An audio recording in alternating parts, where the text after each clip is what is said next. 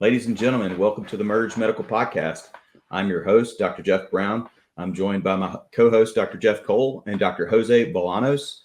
Dr. Bolanos is a physician. Specifically, he's an OBGYN. He's a consultant to many healthcare startups, and I'm really excited about the project he's going to be presenting and talking with us about today, Nimbus-T Global. Nimbus-T Global is focused on secure healthcare identity management and authentication. Jose, welcome. Thank you. Thank you very much, gentlemen. I'm very happy to be here. We're happy you're here. I'm living in the Northern California area, and basically my whole life in California. So yes, so I actually am a IT person for a long time. I trained at Stanford as an OB/GYN physician. I was in private practice for 22 years. And one of the problems we encountered was I created my own electronic medical record system, billing system, and lab system many years ago. And when you have 10 patients with the same name, that's a problem. In the entire EMR system, trying to do patient record matching has been kind of a nightmare. So if you get the wrong information on the wrong record, it's a real problem. So we've been working on secure identity for a bit. We incorporated Nimbus-T Global in 2019. And we have a solution that will allow for a more advanced secure identity. So tell me a little bit about your experience with cyber attacks. As you know, we've had a few. Yeah, we just saw, was it the Change Group just got their stuff just basically taken down. This affected physicians that I knew personally, OBGYNs. They were not able to get their billing complete for weeks. And this still may be going on, and they can't pay their staff, et cetera. And it's just these companies break in and hold the companies hostage, right? Change Healthcare was doing, of the 4.5 trillion, they're doing like 20% of the billing. So it's a massive problem. Has that been resolved that you know of? It's still in the progress. And apparently they had to pay $22 million in ransom, and probably was much more than that. That's crazy. So your software, your process would eliminate that, or at least help prevent it, right? Yeah, let me discuss a little bit about identity. Right now, the digital world, when you log in and create an account, you just use your name and password, right? And there's no verification. The entire payment system for healthcare is $4.5 trillion a year. And they do 20. Healthcare was responsible for about 20% of that. That's crazy. $4 trillion. So it's a massive, massive problem. And in fact, Advantage Healthcare, Ascension Healthcare just got hacked also. And yeah, and the problem there was that they're having a lawsuit against them, which is going to be a problem, because normally you'd say it's not my fault, it's like the hackers, it's their fault. So let me explain a little bit about the identity process. When you think about identity, the real world right now, you don't verify yourself. You just create a username, password, and you create an account. What we're looking at is a system in which there's something called single-factor authentication, which is username, password, then two-factor authentication with a Google 6-digit PIN. And everybody's migrating to that along with FIDO2, but these are static keys and they're not encrypted, or at least the two-factor authentication, the 6-digit PIN with Google Authenticator, it's not encrypted, so it's not really protected. And then there's multi-factor authentication, which actually adds biometric. That's your iPhone, right? They spent $320 million in order to create this. Well, the problem is that a criminal can create an account with your name on a new email, and their iPhone will log them with those credentials. So this multi-factor authentication is a facial recognition. It's a facial recognition. It's not verifying you. Our system does DE-MFA, dynamically encrypted multi-factor authentication. So our mobile app verifies you. You upload a pro picture, a non-smiling picture, the front and back of a driver's license. Or artificial intelligence compares all the images. Is it the same person? Yes. Is the name on the driver's license same name registered with? Yes. Then the UUID, the unique ID, universal ID on the phone, a master PIN, and then you have an account. So if we have a hospital system with 10,000 employees, what will happen is we do what's called the SAML2 or OpenID backend connection. And that's a secure connection that even the banking industry uses. So every employee gets an email that says, hey, there's a new way of logging in. And the way you log in is with your mobile app that is verified that you are who you say you are. And essentially, like here, I have a whole bunch of connections, but to give an example, here is the logo of the company, my picture, dynamic pin, and a dynamically encrypted QR code that was sent. So those keys get issued brand new every 5 minutes. So our system encrypts with different modifiers. So what we're doing is protecting the front door. 80% of the intrusions are through username password front door. Mm-hmm. So you have a phishing attack, they send you an email and you click on it, and then you have some kind of software that gets input into your computer, and then they can monitor all your usernames and passwords as you're typing them in. So here you're not typing anything in, it's encrypted, and to decrypt it, it would take more than a year. So even criminals could not decrypt that in 5 minutes. So we've done something quite unique. So in the system, as you see the digital world advancing, here I saw one of your presentations about artificial intelligence, and the Mm-hmm. AI world is taking the world by storm, right? It is. But you're logging in with a username and password. Mm-hmm. And it's horrible because we'll have a massive positive event, but a massive negative event, you know?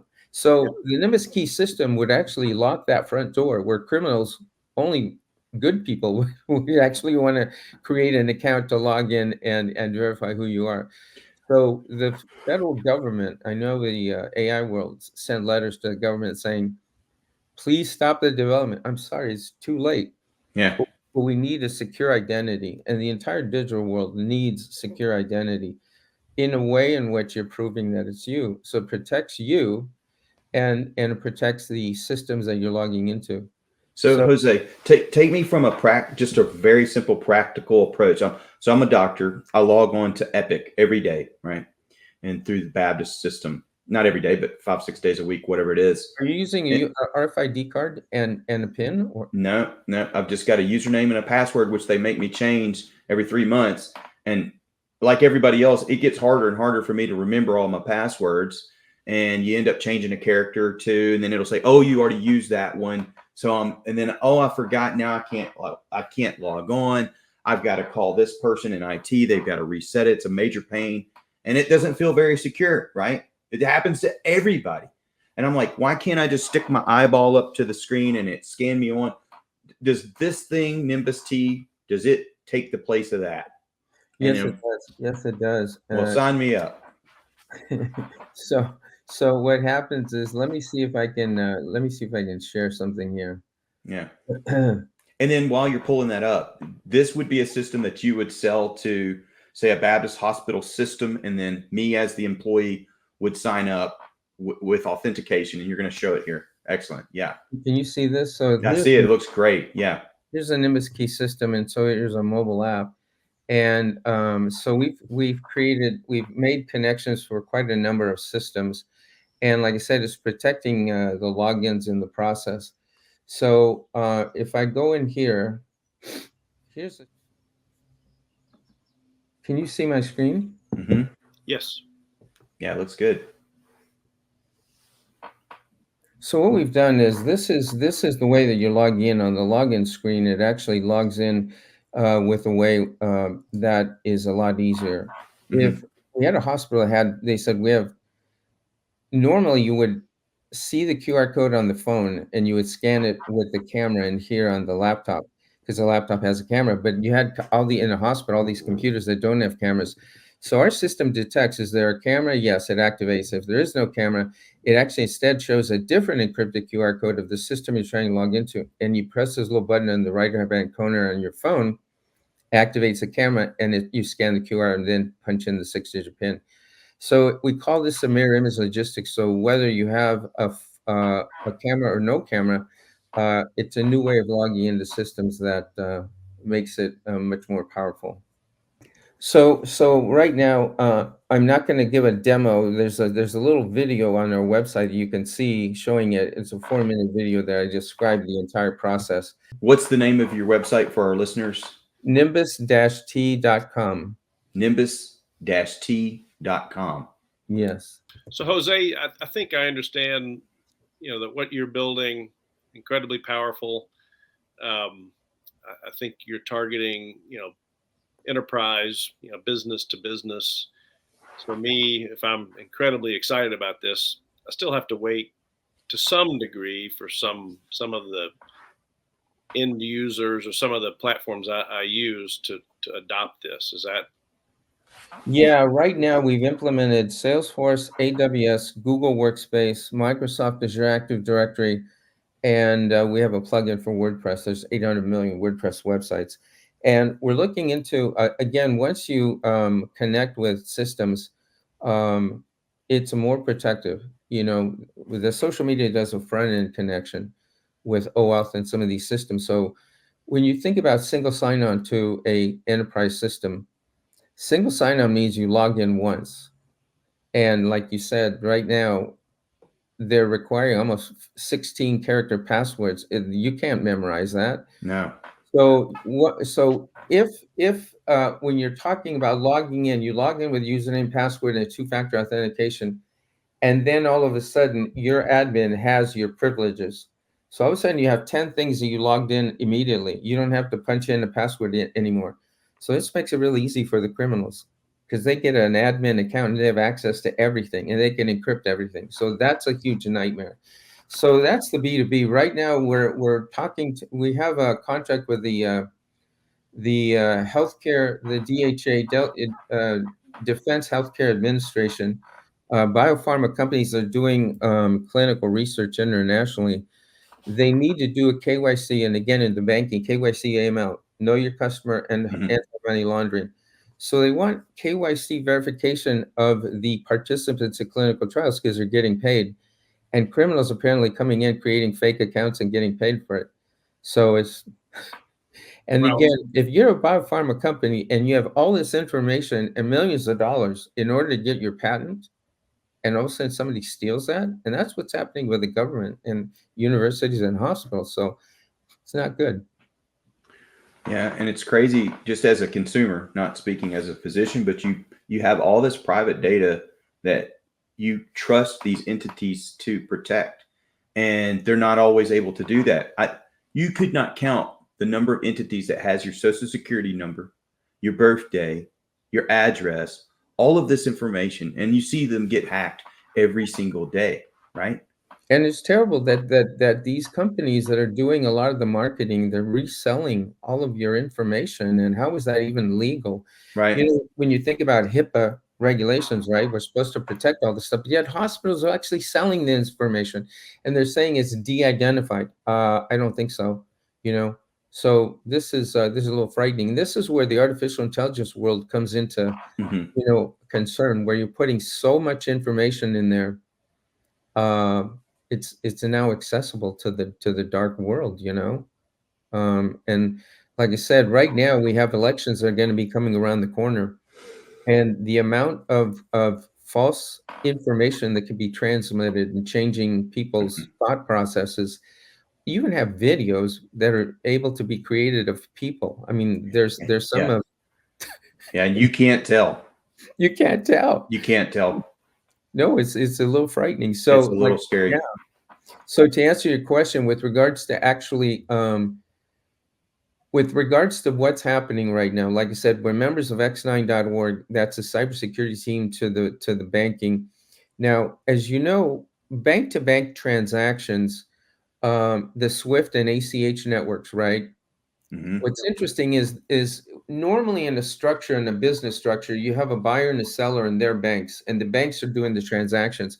And and it's a square logistics. So if you think about international payments, a payment from Japan to get to the United States, it takes 4 days and 3 banks for it to happen. And it's not encrypted, it's text messaging. So the data field sometimes, because of the differences in language, can only be like 85 to 90% accurate. So there's problems with that. The federal government has launched something new called ISO 222 that is an encrypted XML data structure. And the XML data structure, they've been working on this for like 20 years. So it's an international standard. So if you have invoice, every data field is identified: invoice, first name, middle name, last name, services.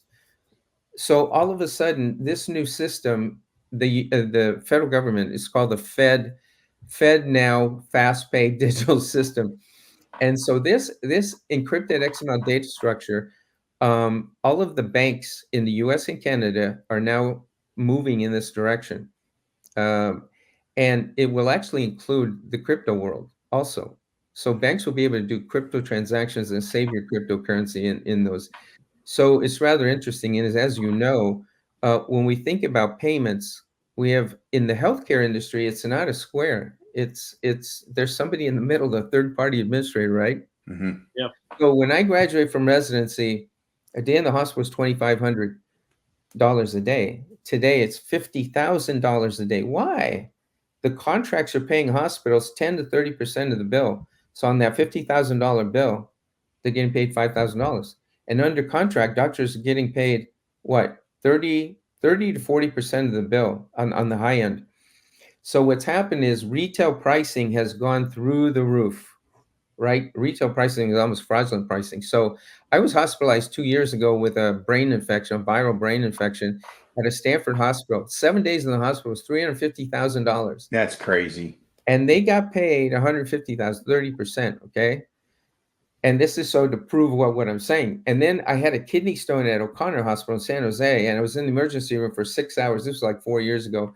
For 6 hours, instead of doing a KUB, they did a CT scan. Oh, you have a kidney stone in your left kidney. And so I had pain medication, sat on a gurney, and then I passed the kidney stone. The bill was $16,500. Under contract, they got paid $1,500. They were all upset. But what's happened to the healthcare industry, when I first went into practice, it was 80-20 pay. Yeah. You know, the patient pays 20%, the insurance pays 80%. Right. So when I created my electronic medical record system, when you think about the HIPAA 1500 form, right? That is the data structure for submitting an electronic claim. Primary insurance, secondary insurance. So why do you have secondary insurance? As an OBGYN, I'd have a woman coming in and we'd ask for her insurance. So she has Kaiser insurance. Why would she give us her Kaiser card? She'd give us her husband's Aetna card. The staff would submit Aetna as the primary. Bill, denial. Turns out you have to submit the bill to Kaiser, get it denied, then send it to Aetna. Are you kidding me? That causes an error in these transactions 20% to 30% of the time. Then when you think about what you have a CPT code, a diagnosis code, and what's the National Provider Identifier, right? The NPI number. It's equivalent to a tax ID number for a business or a Social Security number. Is it legal to have a file with every Social Security number that anybody can download? No, we're worried. We're trying to protect them. We used to ask for them now. The NPI database is in a government system that anybody can download. So they've given the criminals half of the equation for submitting fraudulent claims. So the Nimbus-Key system, imagine this. You have an NPI number, and you put your name on it and your birth date, and then you encrypt it and put it into a URL that goes back to the data system that the government has. And so that QR code, when you scan it, it would go back, it would decrypt it, and it would verify that you are who you say you are. So our patent revolves around two verticals. One is secure identity. The other one is protecting supply chain ID numbers to diplomas, licenses, things along those lines in a new way that nobody's ever been able to do before. But again, that error or that mishap that they've done to allow anybody to have the data file of over 1 million entities is really wrong. Just as it's illegal to have your Social Security number for anybody to see. Same thing with NPI number, man. Crazy. It is crazy. Yeah. Most of our listeners are physicians, probably 95% of them are. Walk us through those listeners of how this would get implemented in their offices, if possible, the cost structure, how that works, or the hospital systems. What we're looking at right now, it is for small companies, the Nimbus-Key ID system is $14.99 per user per month. Big enterprises, we get down to about $8 to $9 per user per month. But think of this in the following manner. You have a global ID. Right now, it's a B2B launch to secure your entry into the system. But you own the ID. It's a global ID that in the future will connect you to, say you're a diabetic and you have 3 devices. You have a blood pressure cuff, a weight scale and your glucometer. Well, why do you need 3 apps? With the API system, you can actually aggregate it and have it all in one location. Imagine a payment system that is different than what's there right now. There's many things where we can connect this to your global ID. You own it. Even though it's issued to you by your company, you own it. The DE-MFA, dynamically encrypted multi-factor authentication. It's a secure identity. It's a global ID. So it's your universal ID for each person, even though it's issued to you by the company. It's your identity. Then in the future, you'll be able to connect to securely to banks and things, hospital systems. So if you have medical information, one of the things we've already created a demo of this on the mobile app. It would actually have all of your medical information. If you have information in 5 hospitals, that global ID would connect to the IDs. And link them. Yeah, and it would then, with AI, you'd be able to aggregate it, sort it, and you have past surgeries, illnesses, medications, allergies, who all your doctors are, all your insurance information, all on your mobile app. And like I said, we've already created a demo of that, but that's where we're going also with our next round of funding is implementing some very important things that now you will actually have all your medical information aggregated on your Nimbus-Key app, and you show the doctor a QR code, they scan it, they ask for permission to see your medical information, and then you say yes. So it's a new way because That's cool. That would be fantastic. That's super cool. Yeah, EMR systems don't want to communicate. It's not realistic to think that all of that half a dozen EHR companies are just going to lay down and say, we're going to let this other one be, the dominant player. If what you're doing can be software agnostic and owned by the person who says, okay, because Apple said that they have connections for you to be able to access your information in like 90% of the hospitals. Basically, I guess it's an Epic network through the FHIR. It's a FHIR network system. But I looked it up, and I'm looking at the hospitals. And if you have accounts of 5 hospitals, you have to register at each one and get a username and password. That's not going to happen. It's a pain in the butt. No. Well, Jose, what you just said alone would save trillions of dollars in healthcare. Think of the duplication of tests that we create as physicians. I'm not so sure as an OBGYN, but think of it in terms of like an anesthesiologist. Like for us, I don't have that heart catheterization report to put this patient to sleep safely. I don't have this echocardiography from this XYZ hospital. And the patients don't care because a lot of it they don't pay for. Well, we all pay for it, but they're not paying for it right directly out of their pocket. Right. But if you had this system in place where I just give Dr. XYZ this access, you would eliminate so much of that, right? They're very exciting. And one of the things that I think that we're looking at in the healthcare world, when you're a doctor, you're so busy. And part of the growth process is, as I earn money, where do I invest it? How do I invest it? And what's happening in the healthcare world, there's a lot of new developments and new startup companies. There's some companies that are being made that they're not doctors and they're in the healthcare space. They don't really understand healthcare and they're trying to create solutions and they're only ideas. We've been working on this now I've been working on it for 10 years. Our full engineering team, we've been working on it for 4 years now. And like I said, we're launching our product. We're raising a seed round. And if any doctors would be interested, I'd be happy to talk to them about potential investment in our. No, we definitely want to talk about that. And I want to talk about that, whatever you're comfortable with to record here on the podcast, because that's part of what we do. Mm-hmm. I wanted to ask you first about, seems like the total addressable market is almost limitless. So I'm comfortable with that, but you've got competitors in the sense of what Okta, who else would be a competitor to you? Okta's worth $40 billion. They bought Auth0 for $6 billion. There's a group out of Florida that bought 4 identity companies for $21 billion. There's about 4 other companies that have, and again, I'd be happy to do a complete PowerPoint investor presentation to anybody right now.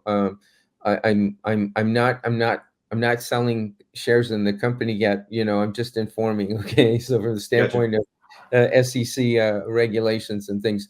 But I'm available to discuss with anybody who's an accredited investor to be able to get involved. So this market, like I said, the federal government is launching a requirement for advancing identity and security in this response. And we're at the right place at the right time. And the players in this space, the M&A activity has been quite significant. So we believe that we'll be acquired within 3 to 5 years for those types of numbers.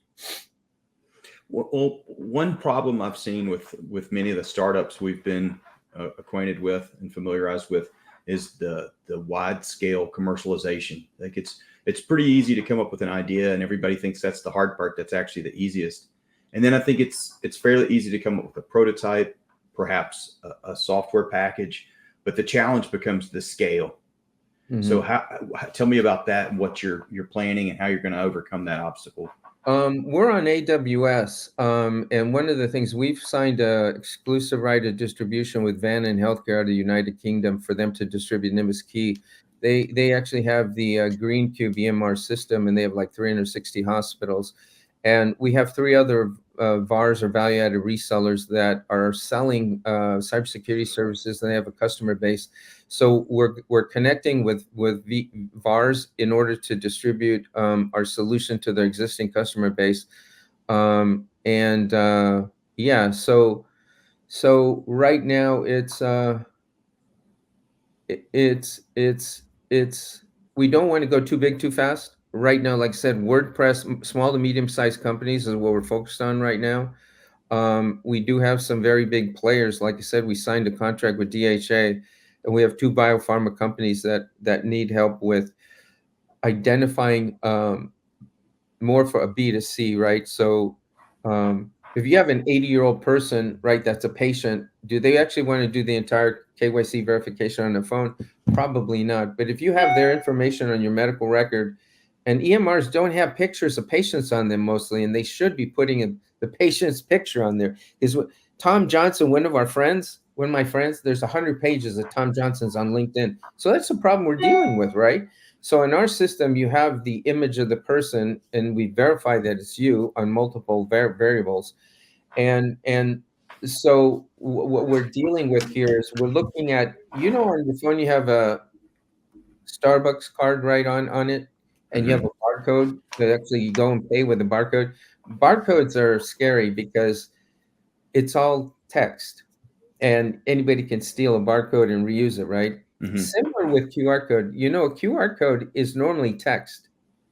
So here in San Francisco, they changed. There was a parking structure where you pay monthly for your parking, and it has the display and a QR code. Somebody changed all the QR codes, and it was sending you to a false payment system. They duplicated the website. Wow. So the FBI is very worried about QR codes. They're very good in one way. If you go to a restaurant and it shows you a menu, no big deal. But if all of a sudden it's a payment system, it's a problem.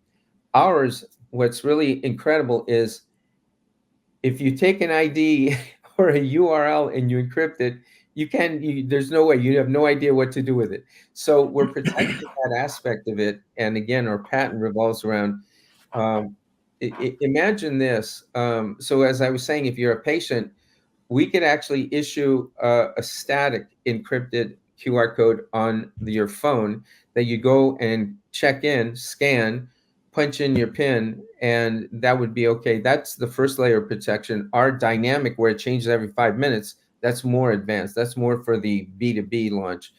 So it's fascinating. To give you one last example, if you have a pacemaker, and again, the global supply chain of delivery of products are using barcodes. So when you scan it, it tells you what the price is of the product.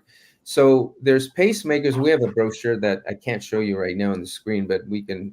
So if you have a pacemaker that costs $25,000 and you have a barcode, the Chinese or any fraudulent manufacturer can create 1 million of them with the same barcode, and you never know if it's real or fraudulent.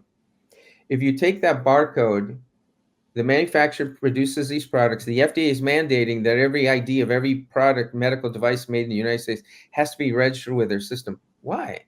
So imagine this. The manufacturer creates a pacemaker A that costs $25,000, and here's the ID or the ID on it. It creates a barcode that then you can scan and tell you that it's $25,000.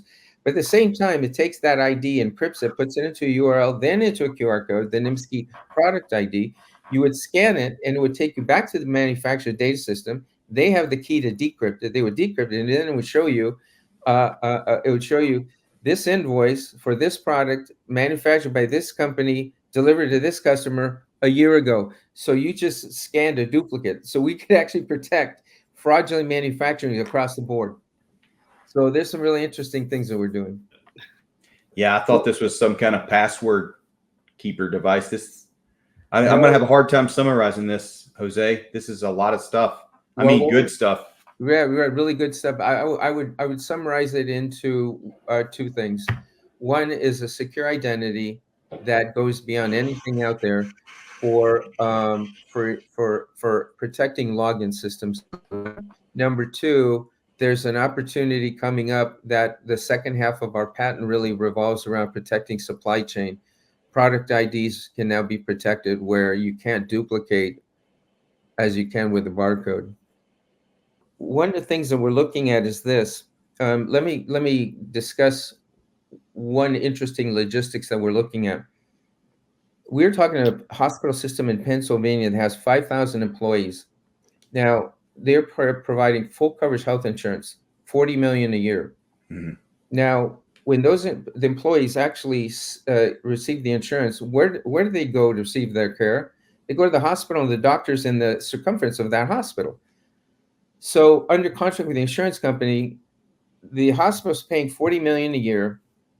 There's a $5,000 deductible for every employee. So 5,000 times 5,000, that's another $25 million. That's a total of $65 million. So when a patient comes to see you, one of the employees of that hospital comes to see you and you submit a $100 bill and you get an explanation of benefits, says, here's your $30 under contract. That's what you're getting, right? What a nightmare. And the hospital, same thing. They wind up sending a bill and they get paid 10%. Why? We were able to get with Aetna catastrophic health insurance for those 5,000 for $9 million. Mm-hmm. That would be $31 million in a central account that could be used. And we've already created a demo of a digital app that would show a QR code to your account. It could be a stablecoin account, like with the blockchain. Circle.com has many stablecoins, and we're looking at launching something called NTCC, which would be a stablecoin for healthcare. And every employee would have a budget of $5,000. So they come see you and they scan you and they send you their payment, $100 on that $100 bill, you know? So it's $9 million for catastrophic coverage. So you have that covered. And then $31 million that would then be allowed every employee to have a budget of $5,000 for outpatient services. And guess what? The hospital could save 10 to 25% of that. So imagine a movement in which all of a sudden you don't have a third-party administrator in here anymore. Now it's a square. With the digital world, you don't need third-party administrators. They're stealing, I hate to say this, they're stealing a lot of the money as insurance companies. You're talking our language. I love it. Jeff Brown, there's a lot of parallels to what the direct primary care. I know where you're going. That's right. Yeah. Yeah. I mean, just price transparency. Tell him about that because he's not familiar, and it would just remind our listeners of that one. I'd like you to also consider going to Nimbus-T.io. There's Nimbus-T.com, which is the website for secure identity. Then Nimbus-T.io. We actually, my wife and I were living in Switzerland 5 years ago. We almost launched this then, but in Switzerland the banks wouldn't open an account. They didn't want to deal with crypto. But the world's changed dramatically now, and we're looking at launching this within the next 12 months.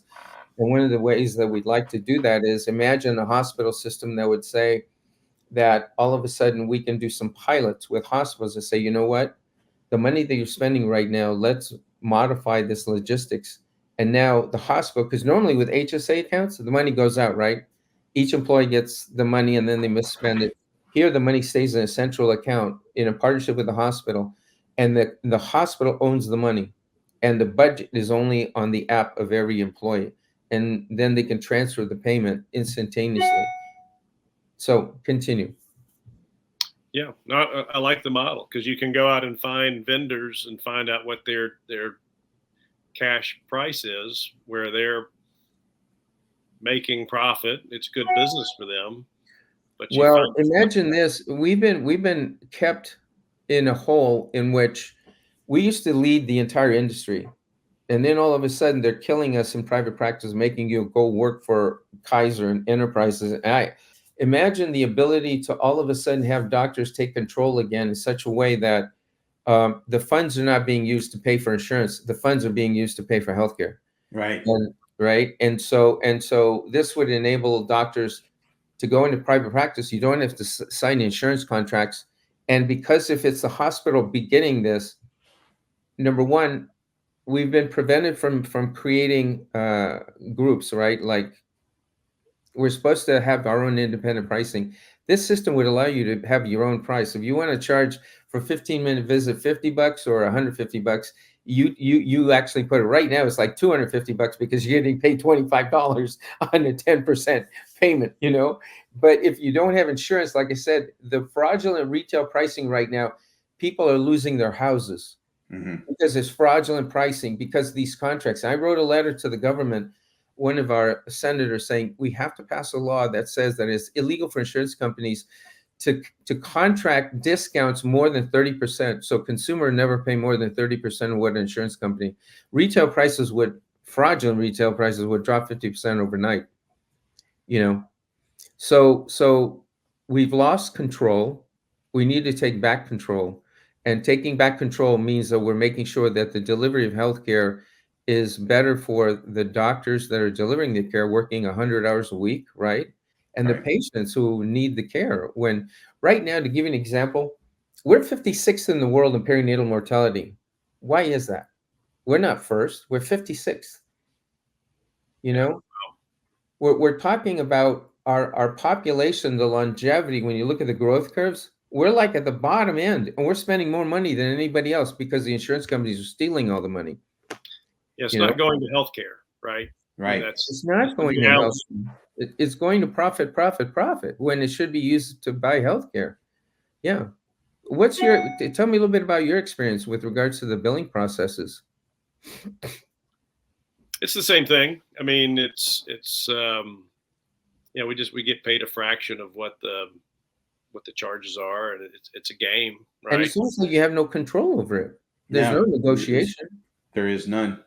There's none, right. And you know, the pre-certification, you know, that's a major issue right now, because to me, I think it's a game.